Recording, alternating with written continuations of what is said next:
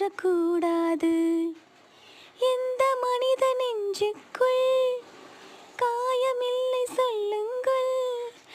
காலப்போக்கில் காயமெல்லாம் மறைந்து போகும் மாயங்கள். ஒளி தாங்கும் கற்கள் தானே மண்ணீது சிலையாகும். வழி தாங்கும் உள்ளம் தானே நிலையான சுகம் காணும்.